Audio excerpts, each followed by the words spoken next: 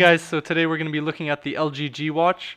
I did not do any Android Wear videos before because I wasn't really sold on the whole idea and it was a little expensive for what it offered.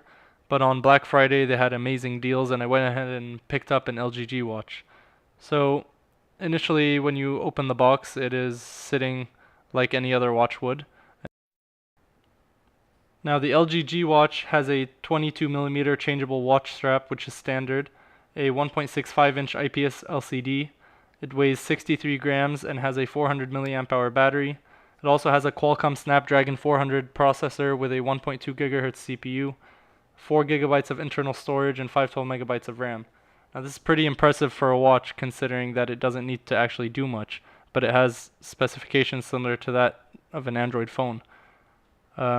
Inside of the box there is a magnetic charging cradle, a charger, and a micro USB cable. The charger rating is at 0.85 amps at 5 volts, and that is more than a typical computer USB connection of 500 milliamps, but it is much less than what a smartphone charges at these days, which is around 2 amps. When Android Wear first came out, the LG G Watch was one of the first watches to actually have the operating system on board, and it was a very limited operating system and couldn't really do much. But after a few updates, Android Wear and the LG G Watch running Android Wear have become increasingly better and more useful. Now I've actually come to really enjoy using this watch, and I'll talk about it further in a little bit. But something interesting about this watch is that it comes with a very, very cheap wristband, and what's good about it is it uses normal 22mm watch strap fittings so that you can change it. And I purchased on Amazon a black stainless steel watch strap that I changed and actually made the watch look a lot better. I'll make another video soon about how I did that and how it looks afterwards, and I must say it really did change the overall aesthetics of the watch, having this stainless steel wristband instead of the rubber one that it comes with. The watch actually comes with a magnetic charging cradle, and because it doesn't have any power buttons physically on it, the only way to turn it on is to actually plug it in by placing it on the magnetic cradle. Now as you can see right away it just latches on, and if you don't set it properly the first time you'd have to move it with your hands so that it fits. Now as soon as it's plugged in, you'll see the watch turns on, and that's actually the only way to turn it on if it does ever shut off or if you shut it off. Now when it first boots, you'll notice that the operating system is one of the old revisions and it doesn't actually do much.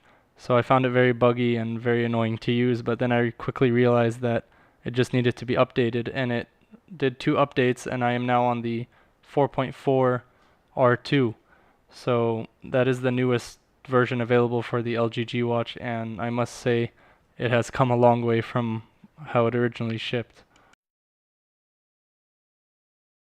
So as you can see here, I'm just going through the menus and seeing how it works, and this is on the second update. But in the background it is actually downloading the newest update right now, which is the revision 2. And once that gets updated, I'll show you guys more about how the operating system works and how it's actually been functioning. So if you go to About and then scroll down to System Updates, you can actually see where the update is downloading and how much longer it'll take.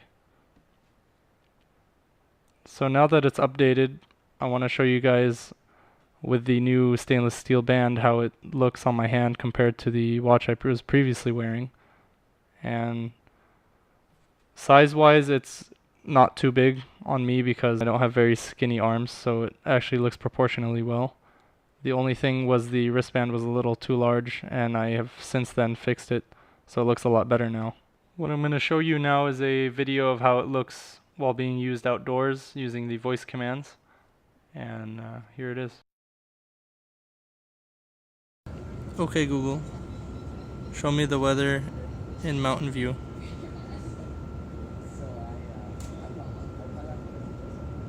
Okay Google, send a text message to 555-5555. Hello, mystery man. Cancel.